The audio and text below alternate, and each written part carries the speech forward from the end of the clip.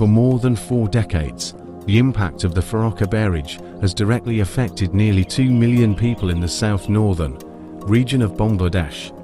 The Padma River, one of the country's main rivers, is drying up during the dry season, causing significant environmental and economic challenges. As a result, areas along the riverbanks, including Ishwardi Upazila in Pabna, are becoming arid. The once majestic Padma has diminished into a mere canal, reflecting its severe depletion. The receding water levels in the Padma have also caused the drying up of its tributaries. With rising temperatures in the region, fishermen are losing their livelihoods due to the shrinking fish population. The Ganges River, known as the Padma upon entering Bangladesh through the Champaner-Wabbing border, is a crucial waterway for the country.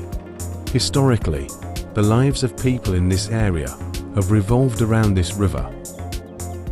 In 1975, the Indian government constructed the Farakka Barrage on the upper reaches of the Ganges River. Since then, the normal flow of water in the Padma has been disrupted.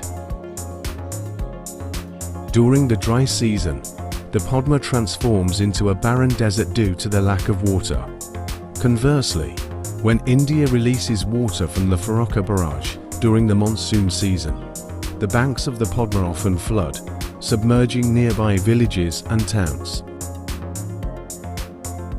On May 16, 1976, a massive march towards Farakka was organized under the leadership of Maulana Abdul Hamid Kombasani, protesting the construction of the Farakka Barrage. This historic protest, known as the Long March, saw people from all walks of life in Bengal standing against India's water management practices.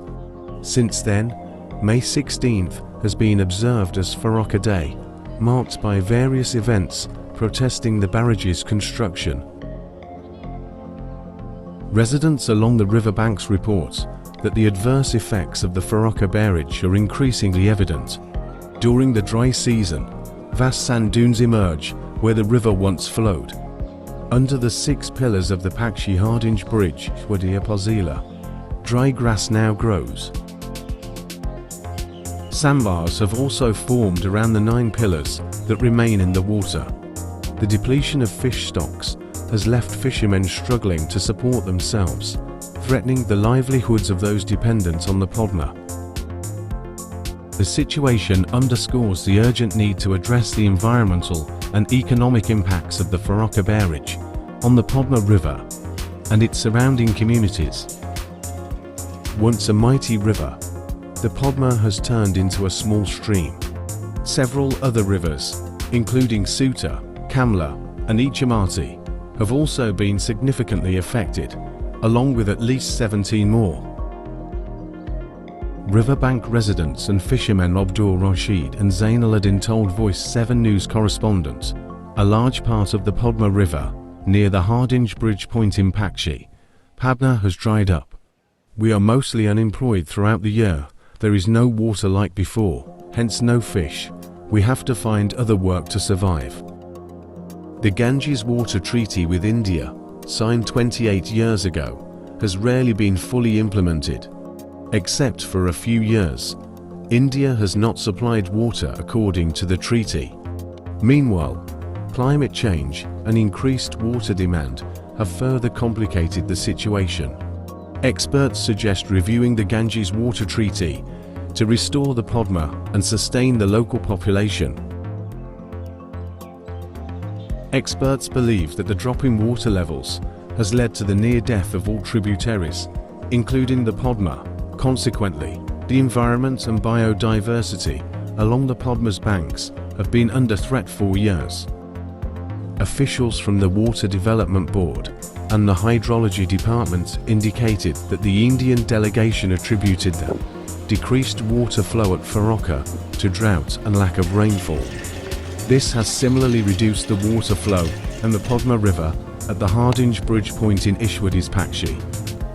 Sources reveal that on December 12, 1996, Bangladesh and India signed a 30-year water treaty to protect the northwestern region of Bangladesh from desertification. At that time, India's Prime Minister Dev Gowda and Bangladesh's Prime Minister Sheikh Hasina signed the historic 30-year water treaty at Hyderabad House. According to the treaty, India is supposed to supply Bangladesh with 35,000 cusecs of water from January 1st to May 31st each year.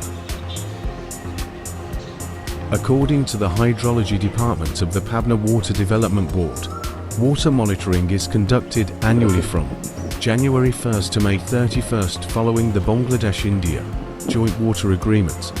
Joint River Commission officials are responsible for monitoring the Ganges water at Farakka Point in India, while another delegation monitors it at a point 2,500 feet upstream of the Pakshi-Hardinge Bridge in Ishwardi.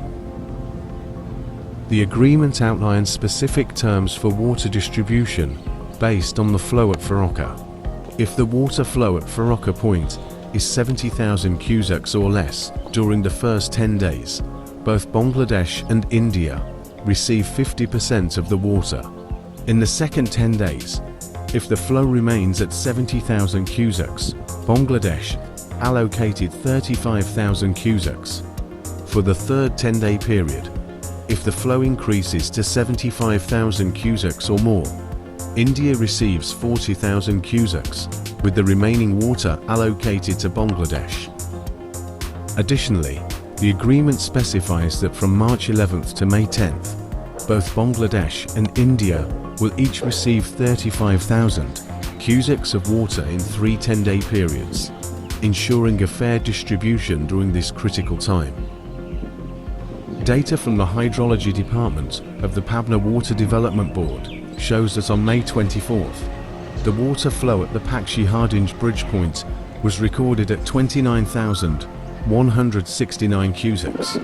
On the previous day, May 23rd, it was 26,656 cusecs.